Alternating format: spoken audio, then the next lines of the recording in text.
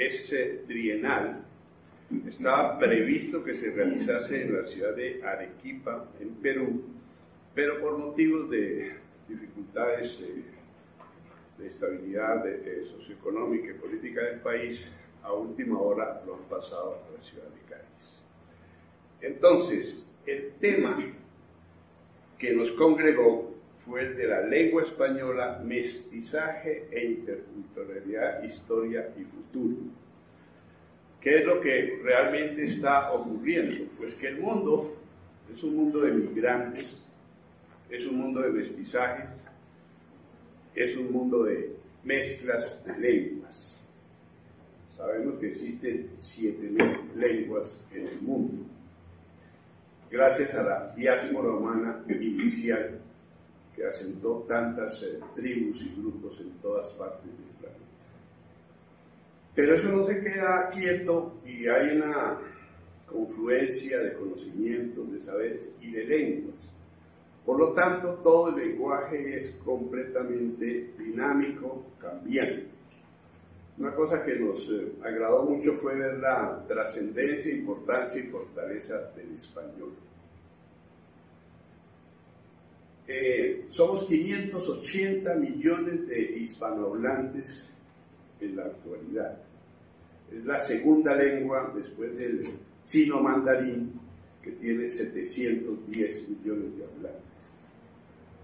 Y es muy sólida porque en todas partes hay cuidado del español, se cultiva el buen lenguaje, hay correctores, hay personas muy alertas sobre el uso adecuado del idioma, hay academias tan importantes y eso permite que haya esa mezcla. Pero recordemos una cosa básica, que ahora con mayor énfasis ha sido conocido cuando a todos los seres humanos nos están haciendo el estudio genético del ADN, y para sorpresa de algunos de aquellos que creen que son razas puras, lo que se encuentra es en cada ser humano unos antecedentes múltiples y de varios orígenes. Es decir, aún los que se llaman criollos o nativos realmente han sido fruto de migraciones. Y en todas las personas aquí en América Latina se encuentra la importancia y la existencia de genes de indígenas, pero proporciones muy altas para todos y para cada uno. O sea, hay mestizaje en todo, desde la genética hasta la lingüística. Siguiente, por favor.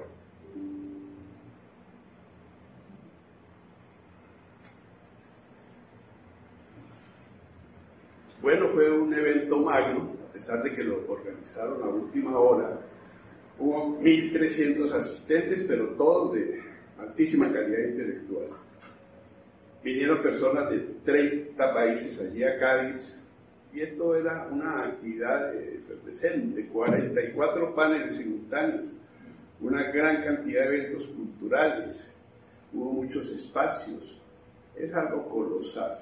También desde el punto de vista económico, tuvieron que apelar al Ministerio de Relaciones Exteriores de España para que les consiguiese los 4 millones de euros que costó ese evento. No es fácil tener la logística para ello y había decenas de personas que estaban manejando estos aspectos. Pero repito, estar allá y escuchar a los mejores literatos del mundo, pues fue una dicha hasta donde es posible, porque había muchísimas conferencias al unísono. Siguiente.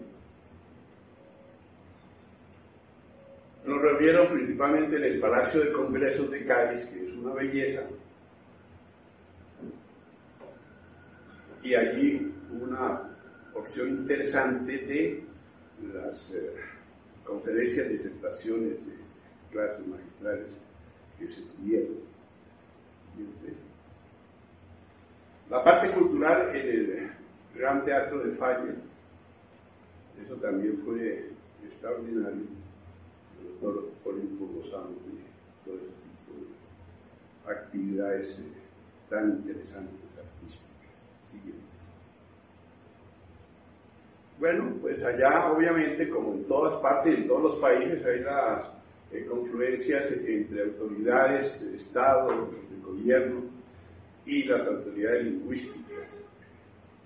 Y eso tiene su proceso, porque en todos los sitios se manejan diferentes intereses, si se quieren hacer énfasis en aspectos distintos, lo cual genera pues toda una serie de debates y de discusiones que finalmente convergen en un resultado positivo. Siguiente.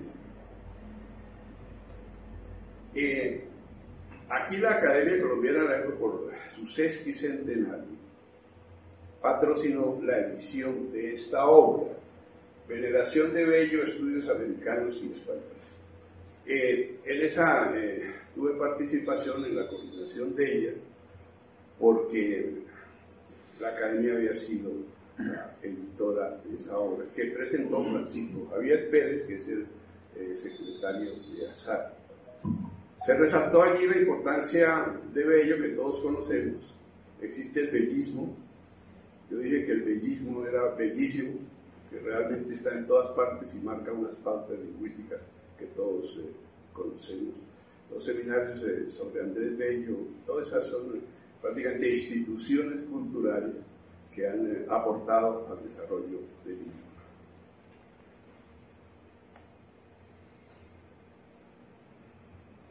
También tuve que coordinar una panel sobre bilingüismo. Es que en toda esta mezcla de idiomas, el castellano resulta muy enriquecible. Y lo que hay hoy en día es el criterio de lo panhispánico, que todos los países aporten lo suyo, y eso va en beneficio del español. La Real Academia de la Lengua Española y los directivos pues, de todas estas entidades han tenido el acierto de convocar a todos los países para que cada cual desde su área diga, como acabamos de hacer por ejemplo en la Comisión de Lingüística, cuáles son los términos que se utilizan en cada parte y en cuáles no, y cuáles son los significados, porque dentro de estas ramificaciones los conceptos son muy distintos y una misma palabra, como bien sabemos, tiene acepciones y aplicaciones diferentes en distintos países, incluso dentro de países, en provincias, regiones o gobernaciones o ciudades, hay términos propios. El lenguaje es cambiante, es dinámico, es confluente. El papel de las academias cada día es más relacionado con la recolección de todo el lenguaje y también con la validación de ellos y también con la aceptación de los términos. Es menor el papel exactamente, digamos, direccional, ¿no? Cuando en todas partes se reclama orientación sobre esto. Pero tienen las academias que manejar ese balance de dirigir y orientar, pero también de recibir y aceptar los términos. Se habla mucho de la educación intercultural bilingüe. ¿Qué es lo que pasa con el bilingüismo? El 62% de los seres humanos son al menos bilingües. Y de ahí para allá, pues, hay gente que habla varios idiomas. Pero también en todos los países hay la confluencia de lo que se llaman idiomas oficiales más idiomas indígenas. Como sabemos, hay 500 dialectos en solo América, 500 dialectos indígenas, y todos tienen la posibilidad de ser estudiados, de ser validados y también de aportar y de recibir entonces los conocimientos del lenguaje español.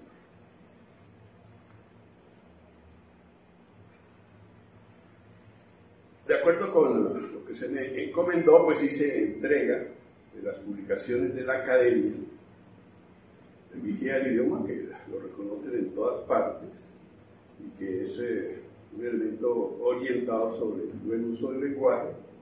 Se le entregó a todas estaban 21 academias presentes, a todos ellos. El boletín de nuestra academia igualmente dice entrega de él. Y me ocupé de imprimir los mosaicos de los premios Cervantes y también de los premios Nobel de Literatura. Y de manera personal a cada uno de los directores de academias les entregué ese elemento que muestra pues que aquí hay mucho interés por este tipo de acciones y que estamos también cumpliendo con el papel que se nos ha asignado de mejorar, de cuidar y mejorar el idioma. También a unos de ellos también se les entregó los premios Nobel de Literatura, los 119 premios Nobel de Literatura que existen a la fecha, que además todos son ejemplos del buen uso del lenguaje. Y curiosamente, en todos los países hay mucho desconocimiento de ellos.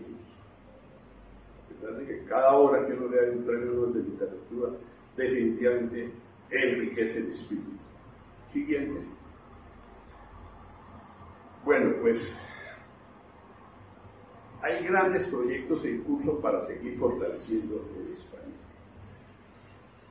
El principal, desde el punto de vista universal, es el Diccionario de la Lengua Española. Tenemos vigente la edición 23. Ella salió en noviembre de 2014. Allí, como sabemos, hay 93.111 lemas básicos, entradas, y se ha venido actualizando. Quieren sacar la edición 24 en el año 2026 para conmemorar los 3 siglos de la aparición del primer tomo, del primer diccionario, que fue el Diccionario de Autoridades. Por eso se les está pidiendo a todas las academias, y aquí lo estamos colaborando intensamente, en la revisión de todos estos términos y en la ubicación de ellos y en los aportes y también en observaciones de que hay términos que no deben aparecer. Esto es supremamente activo en todas las academias y es muy importante. Pero no solamente se está trabajando en el próximo diccionario de la versión 24, sino también está muy fuerte todo lo que tiene que ver, por ejemplo, este gran proyecto, Corpus del Español del siglo XXI, la versión 1.0. Esto es una cosa monumental. Ellos tienen recopilados más de 350.000 documentos y hay más de 381 millones de formas ortográficas. O sea que una palabra utilizada en un libro no es igual a cuando se utiliza en un video, cuando se utiliza en un film o cuando se utiliza en un teatro. Hay una gran variación y esto es una parte monumental lo que están haciendo. También sobre eso se espera ayuda de las academias. A las academias se les pide que fortalezcan sus recursos lingüísticos, académicos lingüistas y también publicaciones al respecto. Desde el punto de vista, pues la Academia Colombiana de la Lengua pues, es un ejemplo de cómo se hacen las cosas bien hechas. Siguiente.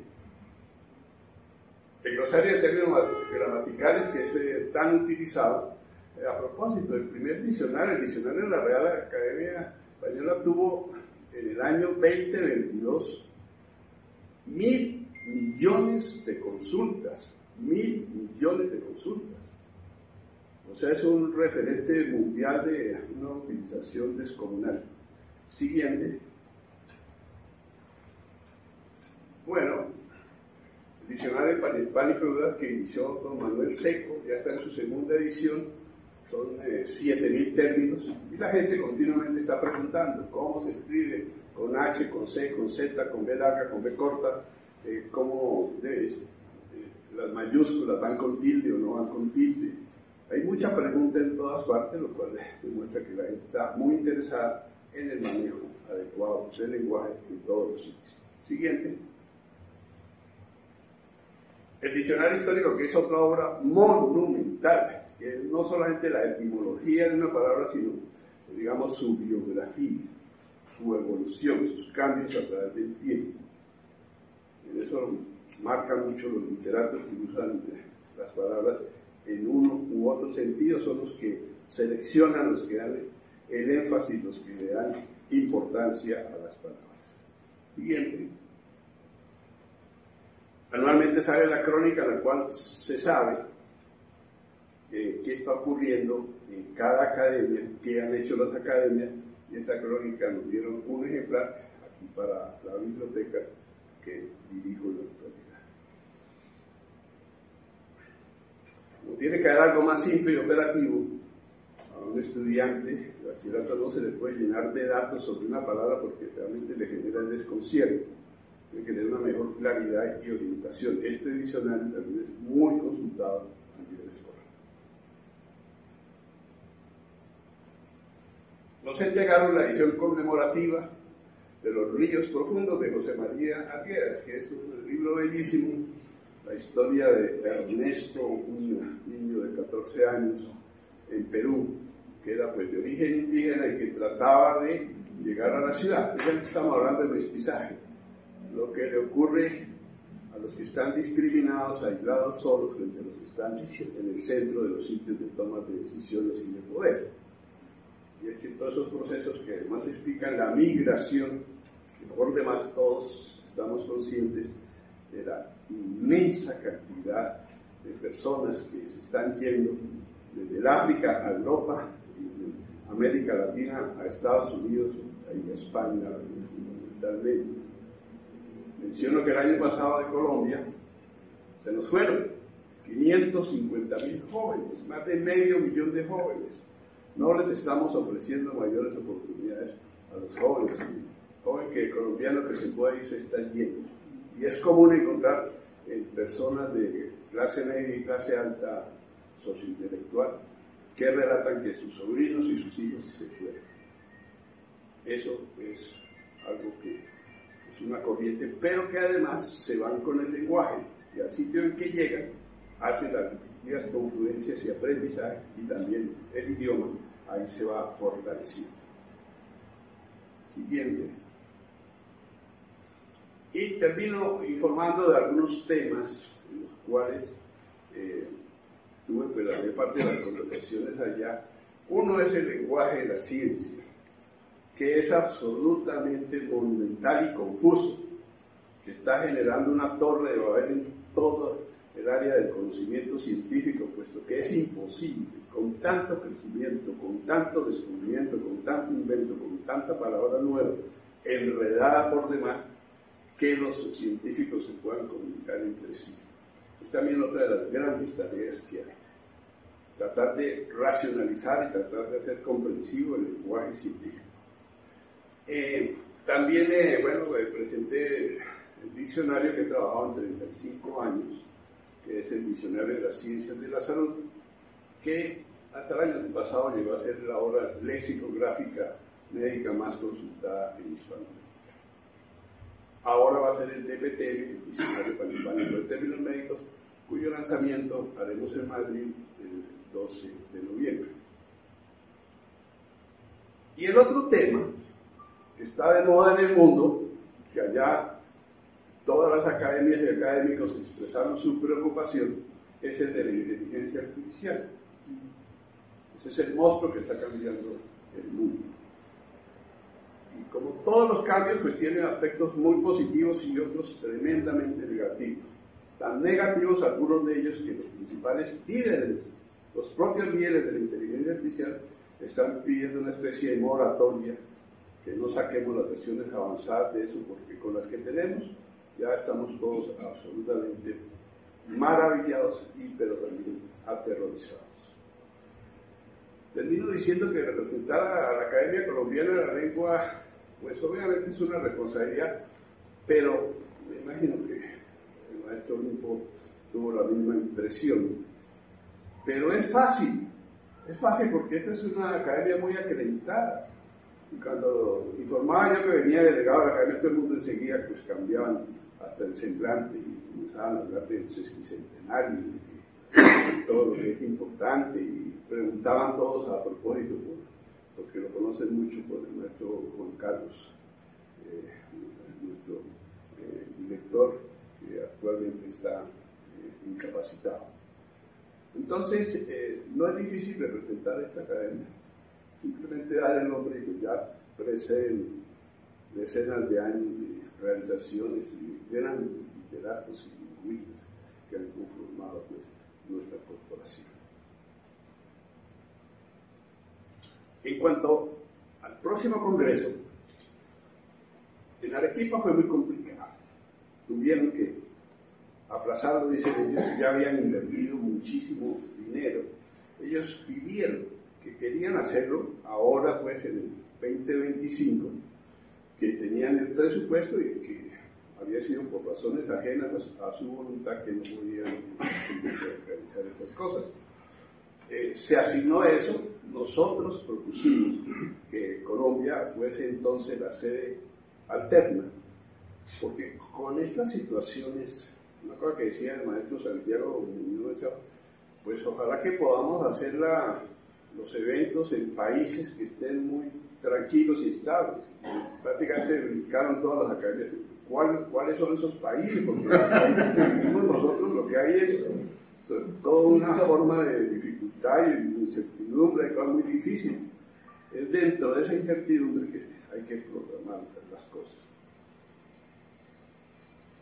Bueno, entonces nuevamente agradezco que se me haya enviado allí delegado. Ha sido un honor, hice lo mejor posible para que la academia quedase bien, pero repito, era fácil lograr ese.